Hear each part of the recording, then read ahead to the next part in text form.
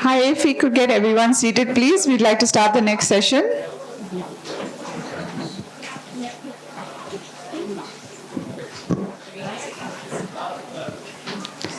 So now we have an exclusive presentation of Asanga, You Are Never Not Free, which is a story written by Sankarasubramanyan Ramamoorthy, who also goes by Sankar.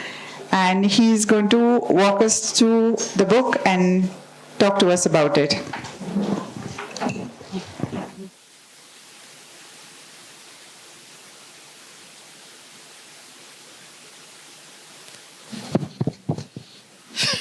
I will introduce myself.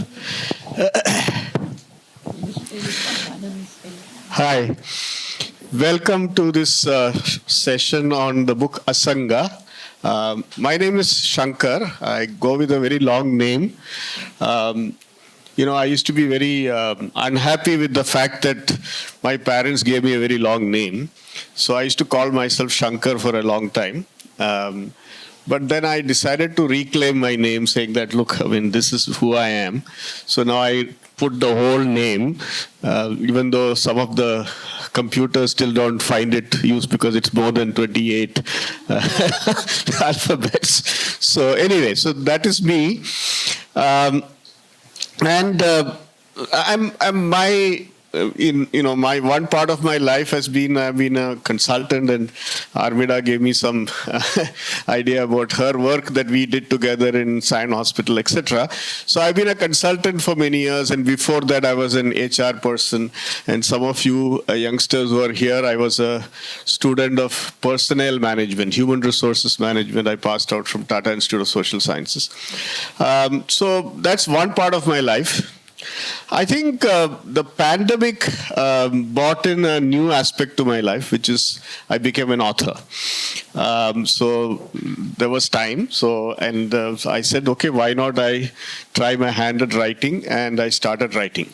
Okay, so this is the fourth book after the pandemic. So 2020 onwards, in 5 years, I have produced 4 books, and this book is a part of a series. The first book is called Leela, which was published in 2022.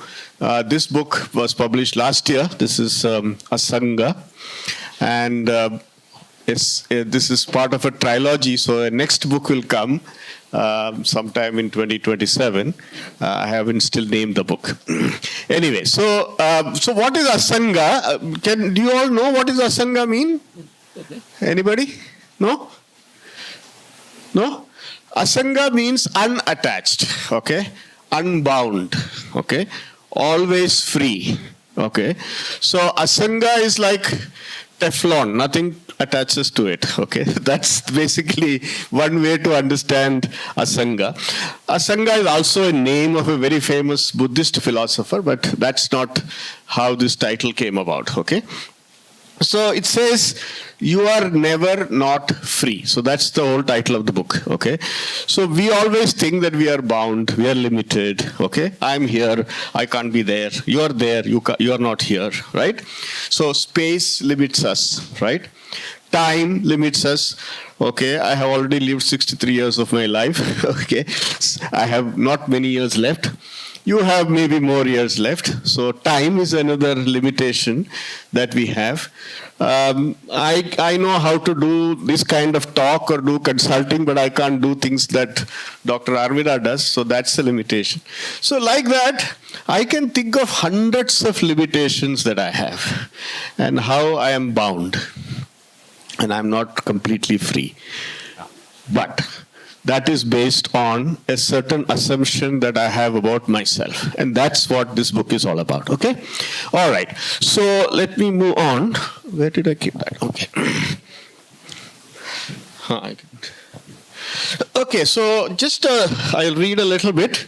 Some of you who are Konkani here will probably know this, right? Yeah. Today me, tomorrow you, yeah? Okay. So So the book actually is written with Goa. In fact, both my books, Leela is actually a travel from Goa to Bombay, and this book is almost everywhere. It is Goa. Yeah. So I just read a little bit. Okay. So that day I decided to drive around aimlessly. The two parts of my mind were muddled up with a lot of chatter, and I wanted to be free of them. I don't know how many of you recognize that sometimes we have two minds, as if there are two minds in our head, right? And I call these two parts of my mind as R2D2 and C3PO. You know that? Star Wars, if you have seen, yeah, these are the two androids, named after the androids of Star Wars. R2D2 is an adventurous and feisty part, as opposed to C3PO, who is always scared and cautious. When R2D2 takes an upper hand, I do things I never imagined, like I did paragliding, oh my God, okay? And when C3PO kicks in strongly, I anticipate the worst possible scenario. Every time I ignore them, they end up sulking. That's when I have to catch them and tie them into a bundle. Sometimes I need that respite from my mind to focus on the world and myself. Because I only focus on things that my mind asks me to focus. And what R2D2 says, go this way, C3PO says, go that way. I took a sharp turn and my car almost swayed off the road. I pumped my brakes and stopped the car. 10 feet ahead of me was a big iron gate with a sign written in local Konkani language. Ais maka, falea tuka. Today me, tomorrow you. In fact, it's kind of this thing that we are coming from another session there which talked about palliative care, people who are dying. I shuddered for a moment when the meaning dawned on me. I took a deep breath just to remind myself that I was alive. Something about the sign and the place invited me to explore. This is how the book starts. So the book is about, I have never explored any place of the dead except when I have to go and attend a funeral. But something told me that I should go inside. I decided to park the car by the side of the road and visit this cemetery. The fearful part of my mind, the C3PO, made me breathe faster and urged me to get back to the safety of my car. The same fast breathing was an indicator that the adventurous part of my mind was excited at the prospect of walking around a graveyard, experiencing the unexpected. It goes on. I'll just read one more small piece. I walked through the cemetery gates and around the tombstones. All of them were written in a similar way. You know how tombstones are written? Yeah? So it said John D'Souza, 11/12/1945, 14/2/2017. So that means John D'Souza was born in 1945 and he died in 2017. And there was a small apostrophe, right? Between the two, there is a little line. This person, John D'Souza, lived for 72 years. But his life was just a dash between the date of birth and the date of death. His birth was before and his death was after the apostrophe. It is true that in cosmic terms, billions of years of earth, his life was less than a blinker. But for him, John D'Souza, he lived 72 years of his life. And his presence must have influenced the rhythm of the world. Okay? So, what is this, all this effort and toil? If John D'Souza came back and saw his own tombstone, he will say, all this effort and toil is a waste. At the end, there is just an apostrophe. Okay, so this is one of the lines of the book. So let me go and further into the... So just for some of you who may be curious about the conceptual side of this book. So, what are the different kinds of freedom that we look for? I mean, I'm sure some of you students, you want to write an essay on it, you have a slide available. So one of the freedom we want is to have enjoyment, to get all that we desire and to avoid all that one doesn't want. In Sanskrit, this is called kama Okay, so we all love to have some entertainment in life, pleasures in life, right? And we have what is called raga and dvesha. That means we want to get something, we are attracted towards something, okay, and we want to avoid something. So we love to avoid things which are bad, fearful, not good, and things which are, which give me so-called enjoyment, we want, right? So that is one freedom that we all want. The second freedom we all want, that we want to have a good life. We want money, we want security, we want safety, we want a good home, good car, lots of money in the bank, right? Future, and people like at my age will start thinking of future of my children, my grandchildren, or whatever, right? So we want to save for them and stuff like that. Then we have this in Sanskrit it is called artha. Okay, so this is the aspect of kama artha. So this is the second one. The third one is, I'm calling it right, which is called dharma. Okay, in Sanskrit, it's that we all want to live in the free world. We want to live in an ethical manner. Live with values and things like that. Okay, so a world which is kind, compassionate, caring, loving. All that. So that's an important aspect of, we don't want to live in a violent place where we don't know when the next moment will be killed or something like that. And the last one is moksha, or freedom or liberation. We all want to be liberated. Different religions call it different names. We call it moksha, nirvana, salvation in Christianity, different religions. So we all want to be, when we die or whatever, to be in heaven and be near God or whatever, right? So that's all part of our need to be free. So these four needs of freedom, and the tendency that we have is to look outside. So we think that if I have an ice cream, I will enjoy, right? So if I have Karela to eat, I will not like it. So it's something which is there, okay?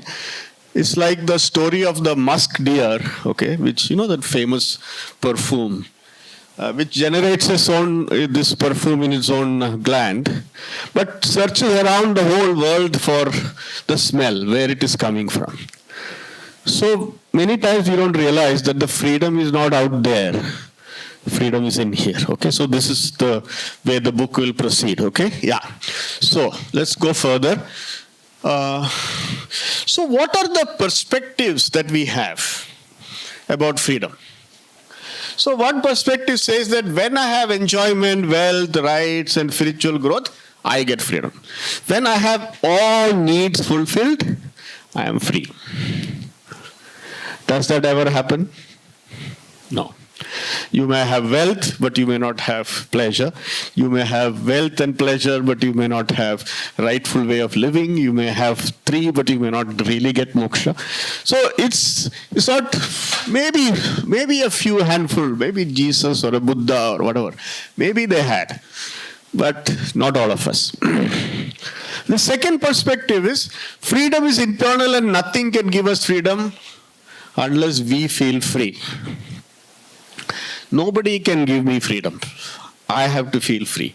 So it's like yesterday there was some talk in this opening sessions about how some of the communities in this country feel that they are stifled with freedom. And another lady talked about saying that how we don't have to operate from a position of being a victim, but if we operate from a position of being that we are in the center, we claim our freedom. So it's not something that people will give it to you on a platter, but something that we own. Okay. The third one is, freedom is about transcending and going beyond all these things. Which means that, it's like the Buddha. The story of the Buddha, have you heard? Anybody? No? So the Buddha he was a prince, he was living in this kingdom, he was rich, he was, married, he had children, he had a child, and, he was like, everything was there. And what did he do to become free? He ran away and left everything. Okay? So sometimes people say that the way to be free is to get out of all desires. Okay? No desire for kama, no desire for artha, no desire for dharma, no desire for moksha. Nothing. I am free. Hey, Ajay, you want to come here? You can take out this. No, no. Oh, okay. So that's one other way to look at freedom. The last way to look at freedom is we are already free and we realize it only when we stop our search. So it's the story of that musk deer I was saying. You already have the musk, you already have the perfume with you. Stop searching, then you will find it. That's the story of Asanga. Okay? You are always free. So let me read out another little piece from the book about this.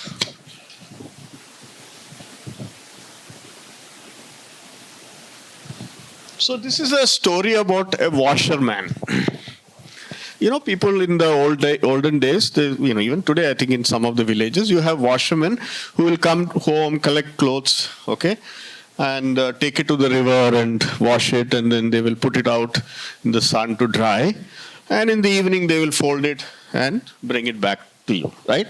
So this washerman had a donkey, okay, and he was collecting clothes. So as usual, one day morning, he went to every house in the village, collected all the dirty clothes, loaded them on the donkey, and set off to the river.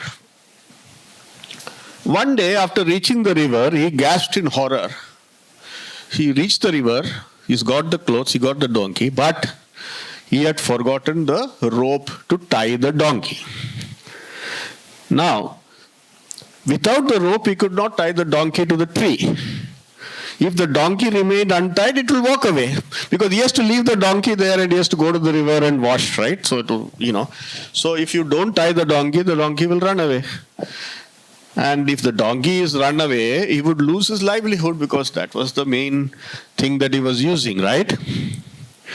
So if he went to his village, he would, but if he took the donkey and went back to the village, that means that day he cannot wash the clothes.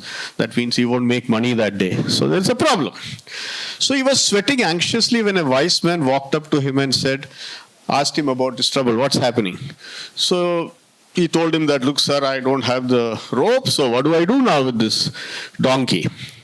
So he said, pretend to tie the donkey with a rope and go to the river. The donkey will graze and wait for you there, here. So the washerman was astounded, but he had no other choice. So that he just took like an imaginary rope and tied it around the donkey. Okay? And he walked a few steps, looked back at the donkey. The donkey was still nicely standing where it was tied up. And it grazed around, did not move. And the whole day he washed the clothes and everything was fine. He packed up everything, put it back on the back of the donkey. And he patted the donkey to, now move, go home, let's go home.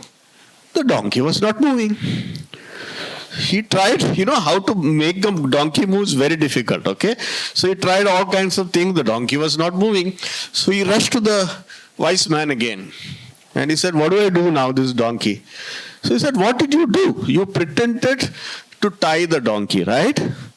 No, you pretend to untie it. So he went and pretended to untie the donkey. And the donkey was watching, and he then slapped the donkey and said, let's go. Okay? And the donkey walked, trotting off to the village. This is our story. We are like that donkey. We are always free. There is an imaginary rope that is tying us. And we always believe there is that washerman, there is that outside power which is putting us down. If only we realize that it is all imaginary. And as much as we are imaginarily bound, somebody can release imaginarily out, we are always free. So that is another aspect of this book. Yeah. Okay, I'm told I have 10 more minutes. So let me just move quickly. One more slide, I think.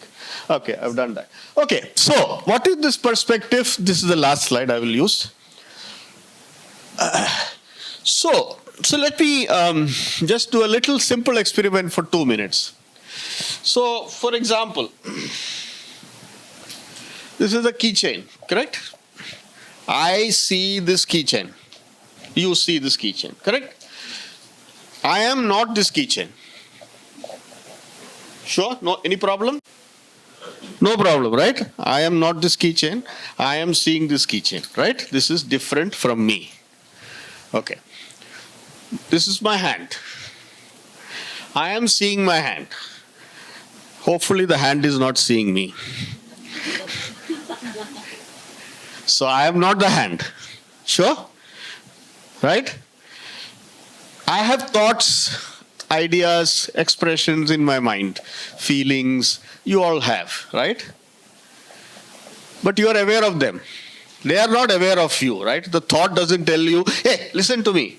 I mean, of course, in my story, C3PO and R2D2 tells you that. But really, no thought will tell you, no, you don't listen to that thought, you listen to this thought, right? You listen or not listen to a thought. You feel or not feel something. Correct? You agree? So you are not the thought, you are not the feeling. So you are what? You are awareness. You are what is aware of this key, what is aware of this body. The key means the world. I mean, key is something like, I am aware of all of you, right? It's the world for me, right in front of me. So, I am aware of the world, I am aware of this body, I am aware of this mind, my thoughts, feelings. This awareness is who I am. The moment I put everything about who I am and my freedom on the world, then the world becomes the who? Washerman. The world starts to control me. They tie me up. Right? If I put the whole thing on my body and I say I need to look good, I need to be this, I need to be that, I need to, everything on my body, then the body controls me. The moment I feel a little itch in my body, I get tired. Oh, I'm getting worried. I have a headache. What's happening to me? I hope I don't have migraine or I don't have tumor. Right? Some people are like that. So, similarly, I get caught with my mind, the mind becomes the washerman. But I realize that if I am the awareness and all this is in my awareness, then I am always free. Understand? So that is the concept of the book. And so one of the aspects of when you become the awareness, then what's happening to you? All these are roles that I play. It's like if you're watching a drama or a theater, and somebody comes and plays the king, and with all the regality and all that stuff. And then after a while, another person comes and another character comes, a beggar, and with ragged clothes and stuff like that. And somebody sitting next to you says, the guy who plays the king is the same guy who plays the beggar. Yeah, but these are two different roles. The person is the same. The person is neither the king nor the beggar. We are neither the roles that we play. We are neither the world that holds us. We are neither the body, the mind. We are awareness. So this in Sanskrit is called Sakshi Bhava. We are the witness to all that is happening to us. The moment we shift our identity from the world to the body to the mind, and mind to the Sakshi Bhava, we are always free. So that is Asanga. So thank you very much for listening to me. I am told I have 5 more minutes. In case somebody has a question or a statement to make or something, you just want to say something quickly, please feel free to do so. Thank you.